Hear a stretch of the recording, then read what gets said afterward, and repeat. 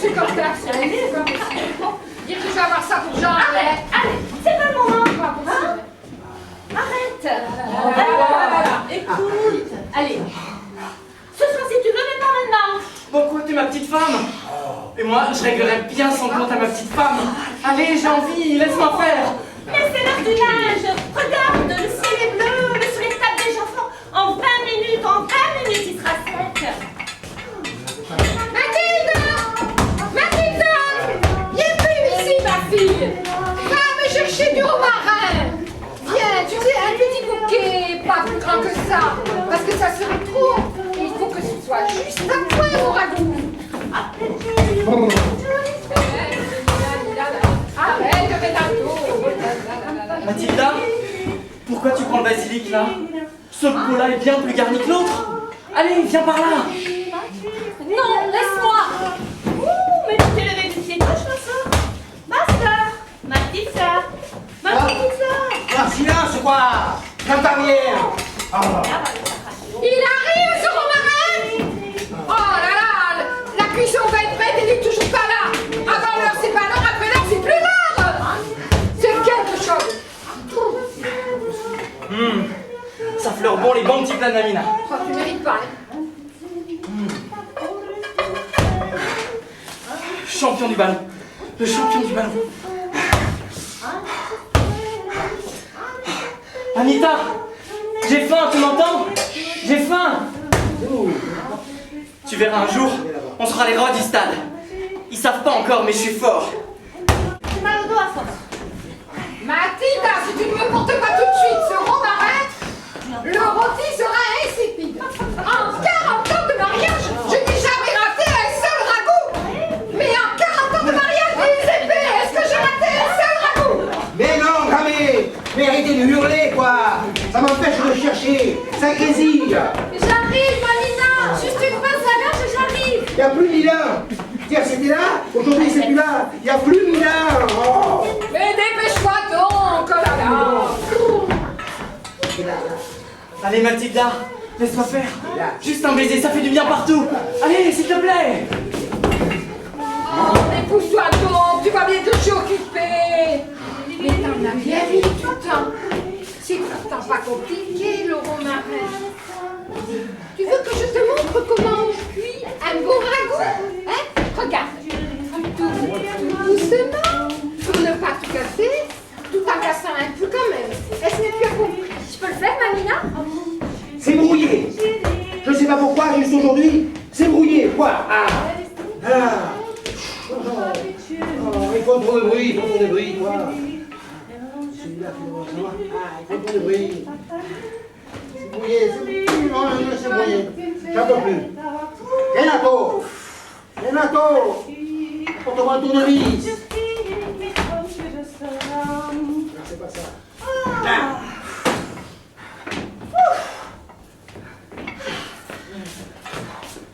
Oh, je suis fourbée, moi. Faudra acheter une essoreuse, hein? Non, il faut acheter le poissonneur d'abord! Oh non, pas une pousseuse, une essoreuse. Oh non, non, non, non! Ah non, avant d'acheter une essoreuse, il faut fermer les portes à clé. Bon, pourquoi, Clé? Parce qu'on y trouve une amoureuse derrière la porte. Pas vrai Mathilda? Je sais pas, pousse-toi. Ah ben voilà une bonne chose de faite. J'ai chaud. Dis donc, c'est que ça tape fort aujourd'hui, hein? Allez, encore un petit peu, pour me faire plaisir. J'ai chaud, j'ai dit. Allez. Allez, Oh. laisse-moi tranquille. Anita, s'il te plaît. Et puis non, je préfère mon ballon. Lui au moins, il dit jamais non. Écoutez, quand vous aurez fini vos cochonneries, hein, vous pourrez peut-être mettre la table. Hein? Le ragoût est prêt, il ne peut plus attendre. Mamina, qui a touché cette radio? Hier, elle marchait, aujourd'hui, elle marche pas. C'est comment je veux savoir avant de le lire dans les journaux, quoi. Je veux bien avoir le droit. Mais écoute, moi j'ai touché à rien. J'ai autre chose à faire qu'à batifoler. Hein? Tout mon rôti sera pas cuit. Et après, pour la première fois en 40 ans de mariage, eh ben, ma réputation, elle sera fichue. Voilà. Mathilda, aide-moi, je te prie.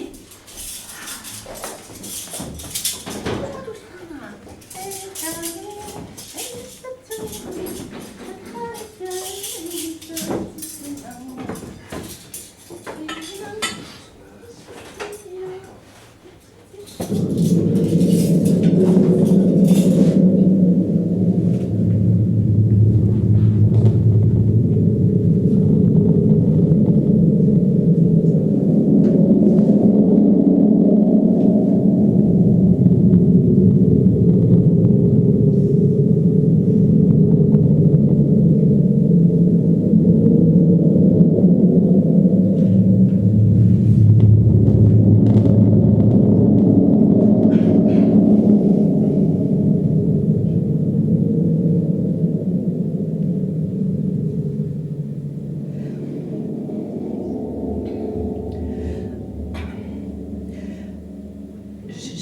sais pas pourquoi j'angoisse. Je sais pas pourquoi j'angoisse. Je voudrais juste te dire... J'y arrive pas. Je voudrais dire que... Je trouve pas le mot.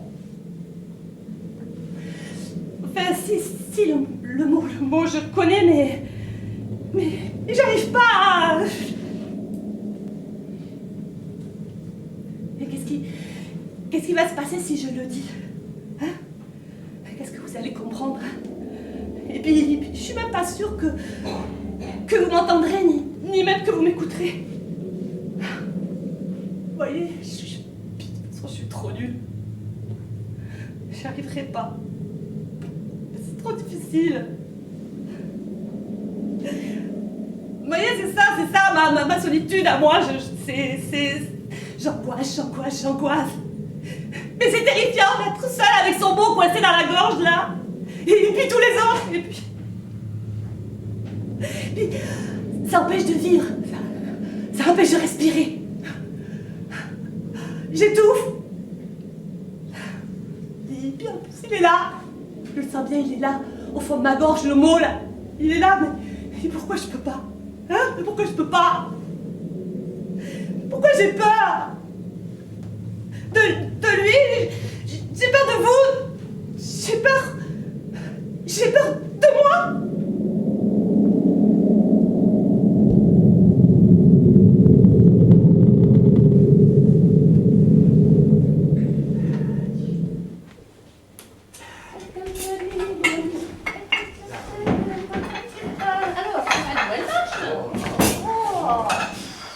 Le roi du ballon. Le roi du ballon. Le roi du ballon, c'est moi. Ouais. Je suis fort, j'ai des muscles. Et c'est pas des pas vrais. C'est des vrais. Des comme les hommes. Les vrais hommes. Ouais. Je suis fort, j'ai des muscles. Oh, je suis un homme, je suis le plus fort. Ils savent pas encore. Parce que je dis rien, mais un jour ils verront que je suis le champion. Le champion du ballon. Et un jour, tout le pays applaudira quand on dira: et voici maintenant le champion du ballon, j'ai nommé le célèbre, le plus beau, le plus fort, Renato. Et alors, tout le monde verra que je suis un champion. Et Anita, elle dira qu'elle a la chance d'être la femme d'un champion. Et on restera toute la semaine au lit, ouais, sans manger. On n'aura pas faim. On n'aura plus faim parce qu'on se mangera pendant une semaine. Non, un mois, un an, l'éternité. Oh, moi j'aime Anita. C'est la plus belle. Même si les autres sont belles aussi. Oh, quand même. Oh, les autres, elles sont belles aussi. Je ne saurais jamais ce qui est arrivé. Ce qui s'est passé, puisque elle ne va pas fonctionner. Je tourne. Je tourne le bouton à droite, et puis je reviens à gauche. La barrette à droite. Puis la barrette à gauche, comme je demande. Eh bien, il n'y a rien. Rien que les grésillements. Il parle trop fort. Voilà, il parle trop fort. J'entends rien. Rien de rien. Ah là là.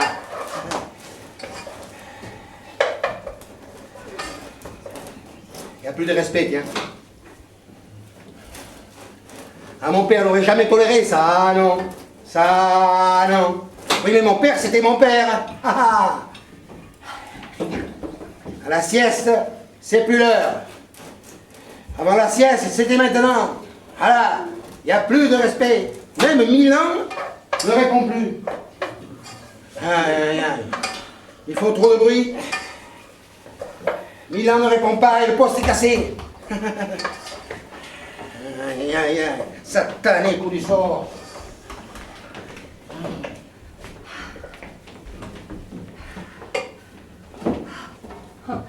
Le lait sera sec en moins d'une demi-heure. Oh, la dernière fois, le ballon de Renato a fait des traces sales sur les draps et il a fallu que je recommence tout. Le lavoir, brosser, frotter, rincer, tordre le linge et encore revenir l'étendre. La lavande est toute en fleurs. Oh, les abeilles s'en donnent à cœur joie. Il y aura du miel cette année. Et avec un peu de chance, il y aura de la confiture de prunes. Parce qu'elles sont déjà toutes mûres, à force que le soleil tape, tape, tape. Moi, la confiture de prunes, je me régalerai, je me damnerai pour en manger. M'en régaler. D'ailleurs, je voudrais être une prune. Aussi bonne, aussi généreuse, aussi expansive, aussi joyeuse qu'une prune. Ben, je suis une prune. Où je veux, comme je veux, quand je veux. Mais moi, je veux toujours. Ouais, mais toujours, c'est pas bien. Je le vois bien. Ah. J'ai le goût sucré de la prune sur ma langue, partout sur ma peau. Mange-moi, Renato, mange-moi. Devant tout le monde, c'est interdit, mais moi... Bah tiens, je m'en ficherais bien, tiens. À table, c'est prêt.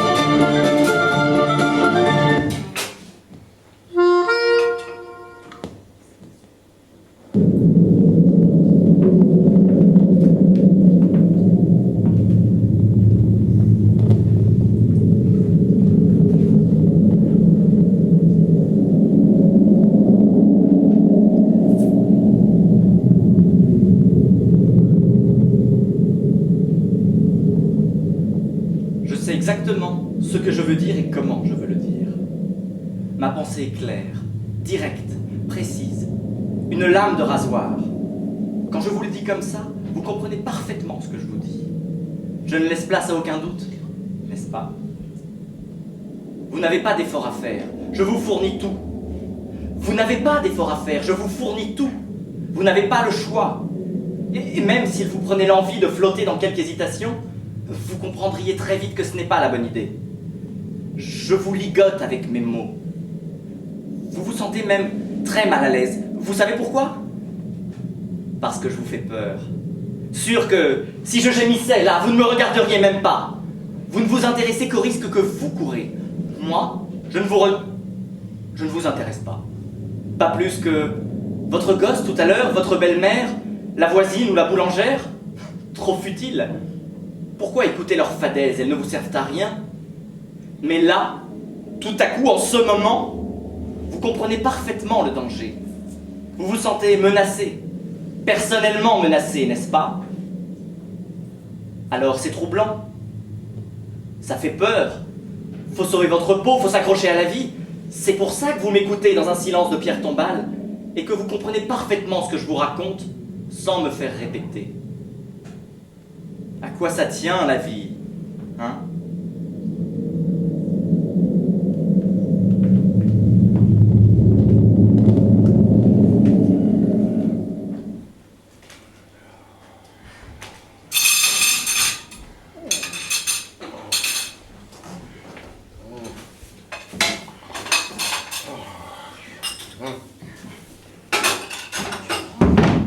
Cette maison, c'est pas une maison.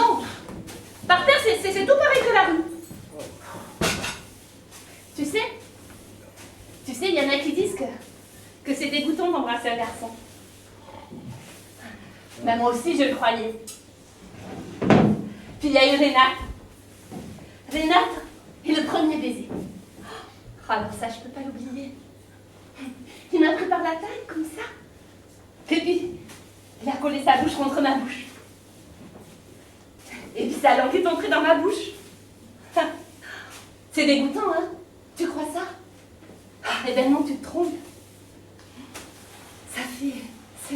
Comment dire? Ça fait des pépiments partout dans tout le corps. Il y a plein d'oiseaux. Dans le ventre, et dans la tête, et dans le cœur.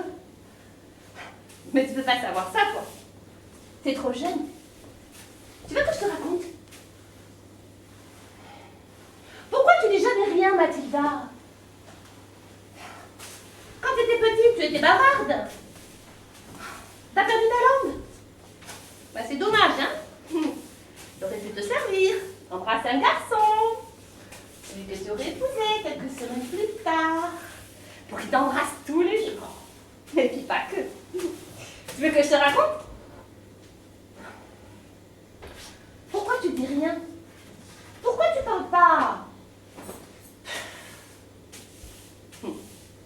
C'est bon. Ça fait du bien. Il y a plein d'oiseaux qui frôlent le ventre. Et le ventre, il aime beaucoup les oiseaux.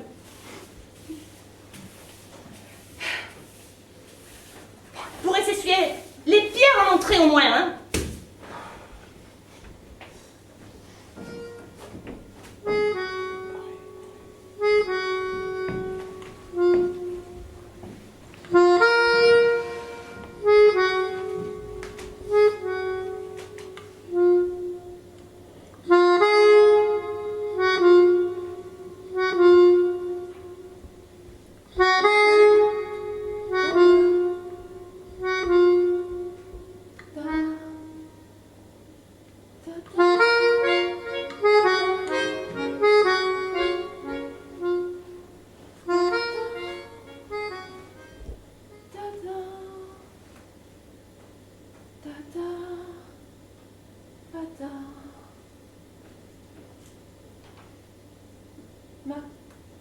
Mathilda?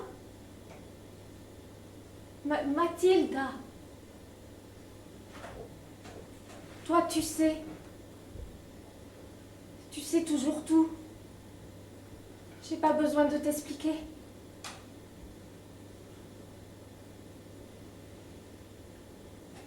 Ta-ta,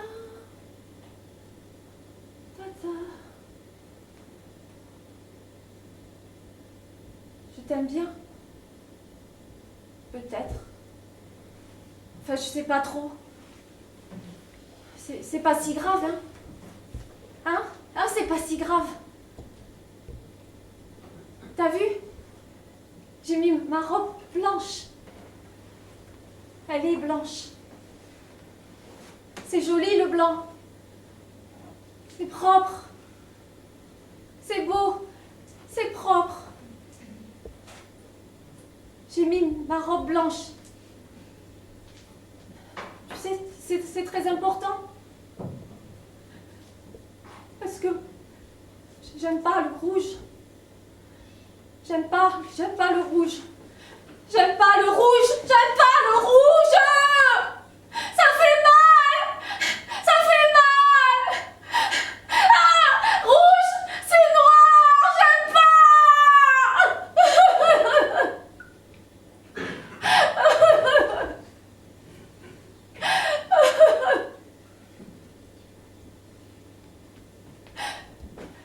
Mathilda. Je m'appelle Mathilda.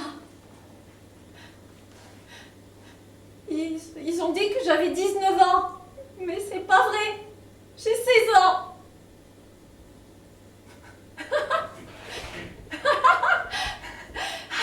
Mais ça c'est une bonne blague, hein. T'as vu? J'ai 16 ans. Ça c'est une bonne blague, hein. T'as vu? Je te taquine, t'as vu? Mais tu t'en fiches. Mais c'est quand même tout propre. Tout propre, le blanc. Et toi aussi? Mais toi aussi tu seras tout propre, mon beau miroir. Mais heureusement que je suis là. Parce que, mais si j'étais pas là, mais toi tu serais rouge. Mais moi j'aime pas le rouge, j'aime pas le rouge, j'aime pas le rouge.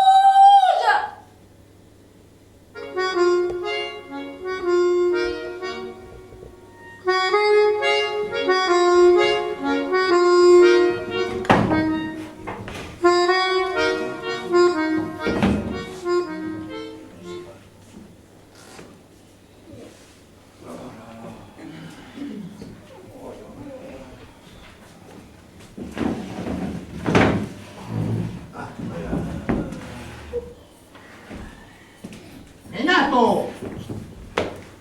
Renato! Elle est jamais là quand on demande celui-là. Alors. Quel fainéant alors! Et Mamina, et quelle lui a donné Anita de vouloir épouser un plat de nouilles pareil. Oh. Renato! Et celui-là, celui-là qui ne veut rien savoir. Renato, apporte-moi un tournevis. Voilà. Il est fou. Ton père est fou. Un tournevis, je sais même pas ce que c'est. J'ai pas le droit de toucher un tournevis. Je suis un champion et les champions, ça doit pas toucher un tournevis. C'est fatigant, Renato. Père te demande un tournevis, tu lui amènes un tournevis. Écoute, Giuseppe, Anita s'est trompée. C'est le sort de toutes les femmes de se tromper. Tu voulais d'elle, elle le voulait. Qu'est-ce que tu veux qu'on y fasse? Et puis, il n'a pas perdu au change, hein? Et puis, qui sait, il va peut-être trouver du travail. Du travail? Mamina, alors quelle innocence, hein, à ton âge. Du travail. Si tu me donnes un baiser, j'irai. Pas avant. Oh, Renato. Allez, tiens, voilà. Un autre. Dépêche-toi. Renato! Renato! Ah, dépêche-toi, Renato! Ah, si ça continue, je vais même pas entendre le résumé. Renato, le monde s'enflamme. Milan d'un côté, et San Remo à l'autre bout. Et au milieu, tout le monde s'enflamme. Tout le monde. Et moi, je suis là, comme un pauvre imbécile, avec devant cette boîte muette. Renato, Renato, Renato, Renato, Renato. Tout le village va savoir. Tout le village, tu entends? Même le curé. Même le curé va savoir. Et moi, je serai là. Comme le dernier des derniers à ne rien savoir. Et puis Renato, enlève au moins 30 secondes de tes mains de ce ballon qui ne va pas fondre au soleil. Hein. Ou alors ce serait vraiment un coup du diable. Et le diable, tu sais où il est le diable? Il est là, là. Dans ce coin. Mais arrête de me crier comme ça, tu me fatigues! Demande à Mathilda! Elle sait toujours où se trouve le tournevis quand tu en as besoin! Mathilda! Mathilda, où es-tu, ma fille? Justement, tu vois, on a le temps maintenant, viens. Allez, viens, je te dis. Mathilda, ma fille, Mathilda. Regarde, regarde, là. Là, tu vois, va me chercher le tournevis parce que là, je le tiens. Si jamais je lâche, je le perds. Allez, va, va. Lequel? Le rouge? Oui, c'est ça, le rouge, le rouge.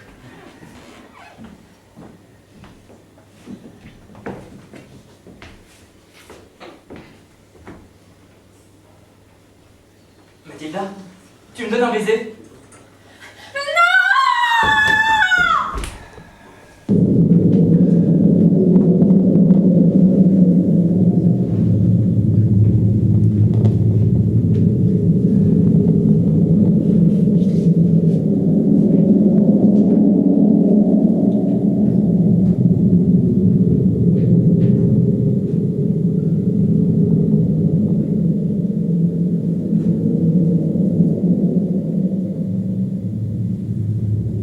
Elle dit qu'elle a dit non. Elle dit qu'elle l'a dit. Mais c'est pas écrit. Et puis même si ça l'était écrit,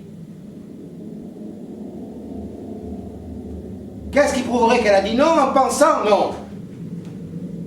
On n'est pas dans la tête des gens. Il n'y a que la pensée qui est vraie. Oui, mais la pensée, pour l'attraper, essaye voir. La pensée est un gibier qu'on n'attrape jamais tout à fait. Non, j'ai pas compris. Elle n'a pas dû le dire assez clairement, sinon... Vous pensez bien que j'aurais tilté au quart de tour. Je suis pas idiot, moi. Non, non. Elle a dû mâchouiller son mot. Sa phrase. Enfin, je sais pas, moi.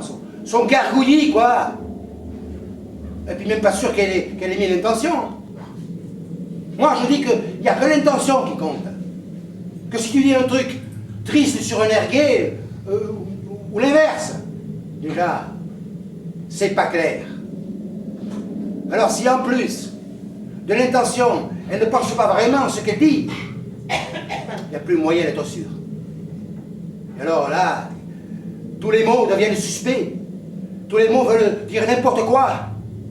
Tenez par exemple, si vous me dites que j'ai faim, vous avez faim de quoi? Faut-il que je vous donne mon sandwich? Ou les œuvres complètes de Platon? Eh oui, parce que la faim du cerveau n'est pas du tout la même faim que la faim de l'estomac. Et puis d'ailleurs, même si c'est la faim de l'estomac, peut-être qu'elle est voulue. Peut-être que vous vous êtes mis volontairement au régime. Et que de ce fait, votre faim est totalement légitime. Légitime au point que vous la revendiquez. Alors moi, si je vous donne mon sandwich, vous allez me refiler une baffe. Eh oui, qu'est-ce que j'en sais, moi, de vos états intérieurs? Elle dit qu'elle a dit non! C'est possible, mais ça ne veut rien dire. Elle dit qu'elle a dit non sans équivoque. Peut-être bien, oui, mais... Qu'est-ce que j'en sais, moi? Moi, je dis que j'ai entendu ce que j'ai compris. Mais alors, les paroles qu'elle prononce, pour vous, n'ont pas d'importance. Tout le monde s'en fout. Vous traduisez ce qu'elle vous dit comme ça vous chante. Vous la prenez pour son fantasme. Vous détournez ses mots. Vous la détournez à votre gré. Mais qu'est-elle donc à vos yeux pour que vous preniez si peu soin d'elle? Elle, toi, eux, la même chose que ce que tu fais quand je te parle. Tu te croyais exempte? Eh bien non, toi aussi tu filtres, toi aussi tu transgresses, toi aussi tu joues avec la résonance de mes mots. Qu'est-ce qu'ils évoquent en toi? Tes petites peurs, tes grandes souffrances, tes non-dits, tes fantasmes? Alors c'est pas facile et même ça fout en l'air. C'est pour ça que tu les travestis comme il t'arrange.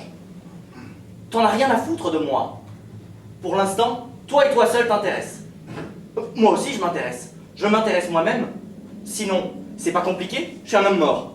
Ah, vous voyez, la seule façon de me faire écouter, c'est de vous parler de vous. De vous caresser dans le sens du poil. Ou de vous mettre en danger. Alors là, oui, ça marche, ça mouline, ça bascule. La petite alarme se met tout de suite en branle. Quoi? Qu'est-ce qu'il y a? Qu'est-ce que j'ai dit que j'aurais dû faire? Ou qu'est-ce que j'ai fait que j'aurais pas dû faire? Et ça mouline, et ça mouline. Mais comment fais-tu pour être aussi con? Et ben là, tu vois, tu me parles de moi. Mais écoute-moi si tu le peux. Je dis qu'il faut chercher à briser la cage de verre. Je dis que les mots ont un sens. Je dis qu'ils tentent de capturer le mouvement de la pensée. Et que l'effort pour y parvenir est tel qu'il mérite qu'on le salue. Je dis qu'il faut mettre toute son énergie, toute son attention pour tenter de comprendre, sans trahir.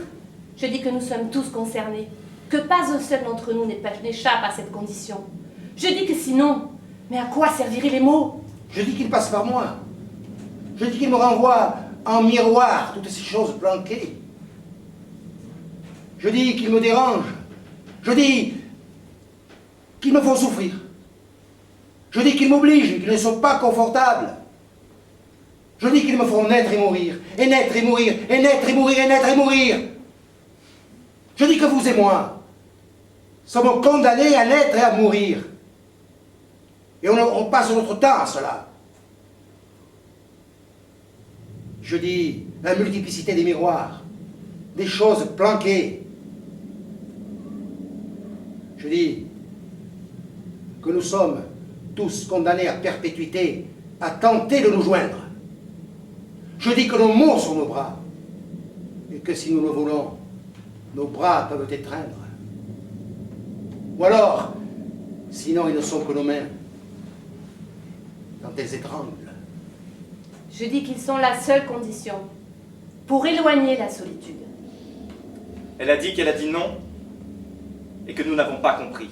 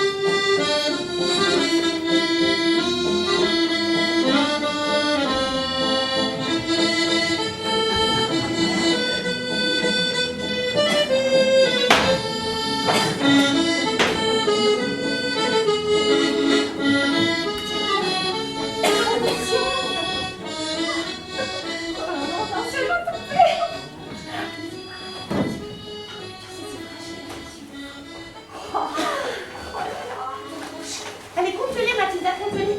Il en faut beaucoup si on veut gagner le concours et si on veut que ça fasse joli. Oh, mais il y a bien plus de rouge que de jaune. Hein.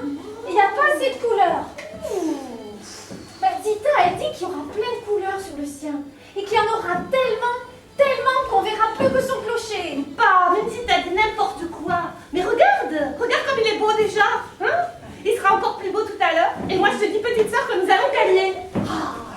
Juste rafraîchis, s'il te plaît. Mais je sais, Giuseppe. Oui, Oh là là. Tu sais, Anita, moi je voudrais bien gagner. Peut-être que si on jetait un verre d'orangeade sur le clocher de Zita, il dégoulinerait tellement qu'à coup sûr il perdrait. Ah mais je t'ai frotté, ma fille, tu auras affaire à moi, hein. Anita, tu surveilles ta sœur. À force d'accumuler des bêtises toute la journée, j'entends des réflexions comme quoi Mathilda est mal éduquée. Si c'est pas malheureux ça quand même. Oui, doucement avec les ciseaux, toi. Hein. Mais arrête de te tourner la tête, il n'y aura pas d'accident. Les grands gestes, c'est un accident, c'est moi. Hein. Bon. C'est pas vrai, je fais pas des bêtises. Bah, tiens, regarde, hein. Ah, fais attention à ce que tu fais, au lieu de dire n'importe quoi. Oh, bien sûr. Anita, Oui. tu m'aideras à jeter mon verre d'orangeade sans me dénoncer en ami. Oh, dis Anita, tu m'aideras. Tu sais comme ça notre clocher sera le plus beau de toute Mais manière. tu es infernal, hein. Infernal. Bon, voilà, écoute. Je dirai rien. À condition que tu dises pas que Renato m'embrasse des mains. Oh, mais Renato, il fait pas que t'embrasser. J'ai tout vu cet après-midi. Arrête de délirer, mais ça. Promets. Promets. Bon. Promis. Juré. Mais je cracherai tout à l'heure dehors, sinon je vais me faire disputer par Mamina. Dis donc, vous, qu'est-ce que vous manigancez là? Eh, dis donc, vous tâcherez de faire honneur à la famille, hein? Rappelez-vous que, au village, hein, la fête, c'est sacré. Mamina m'a promis que je pourrais mettre ma belle robe rouge. Oh, j'aurais bien voulu un chignon aussi comme Anita, mais mes cheveux sont tout petits. T'avais qu'à pas t'amuser à les couper tout court. Maintenant ils sont courts, ils resteront courts. Et t'avises pas de changer, hein. T'as compris? Mais moi je voulais juste essayer. Oh, et je pourrais mettre un chapeau, Anita. Tu prêteras un de tes chapeaux, Anita. Oui, ben, c'est pas grave, hein? Ça dépend. Hein? Allez. C'est beau, David, c'est beau.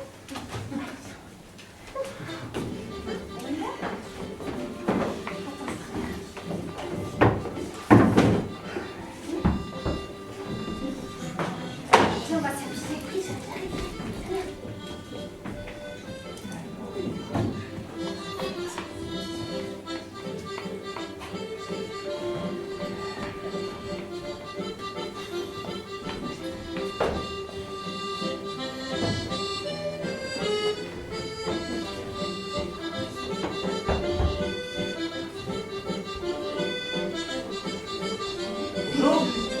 Ah.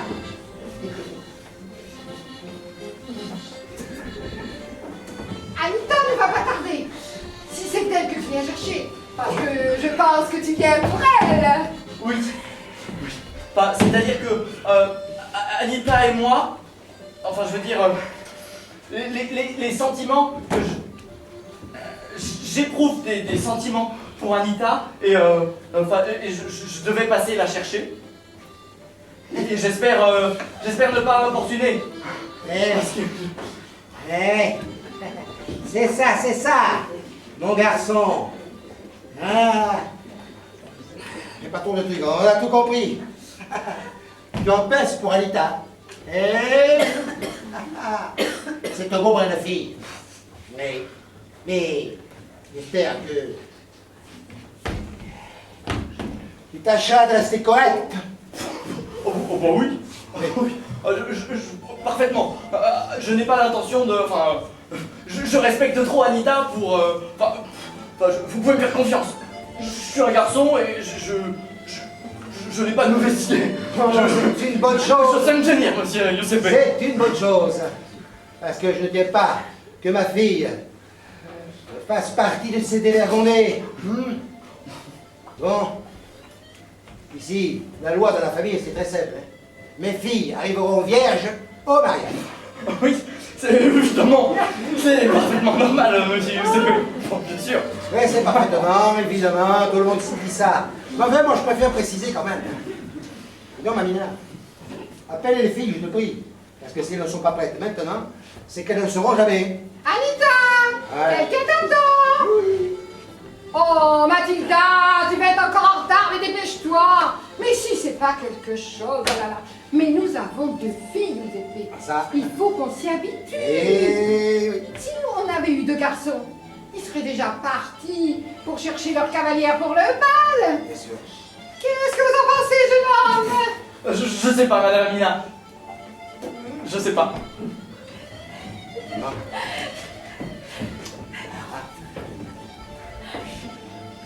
Tiens, Renato, quelle surprise! Hein, Anita? Je parie que tu viens nous chercher pour aller à la fête. Je suis pas bête, hein? Bonjour, Renato. C'est une belle journée aujourd'hui. Bonjour Anita. Bonjour Mathilda. Vous êtes très belles toutes les deux. C'est un honneur pour moi de venir. C'est un honneur. C'est ça, tâche de t'en souvenir. Faites-moi un demi-pas d'avant, vous, s'il vous plaît. Voyons ça ici.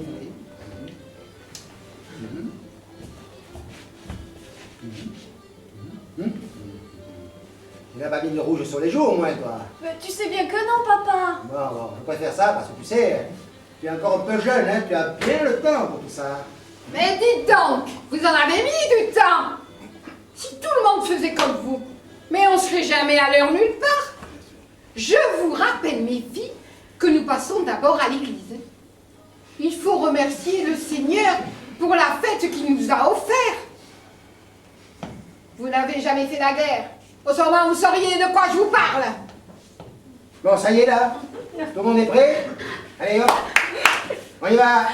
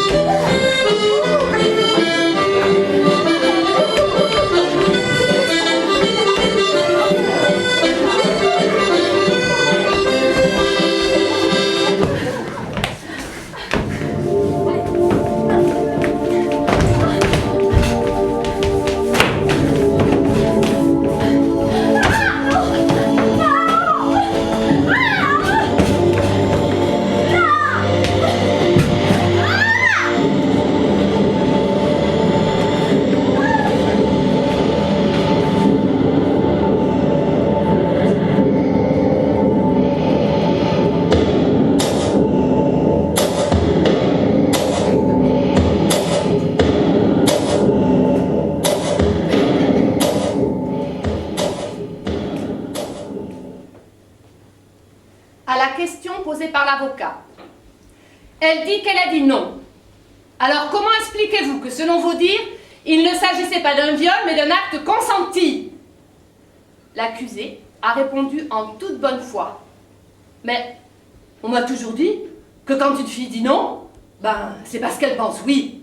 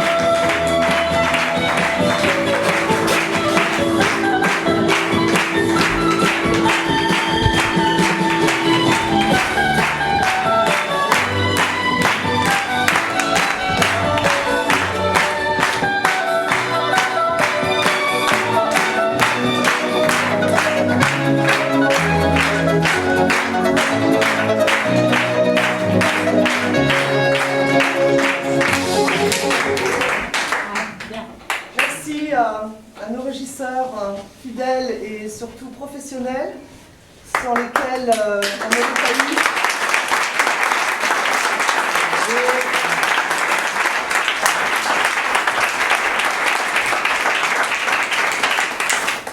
Et puis merci à vous pour cette pièce. Voilà, je suis très émue.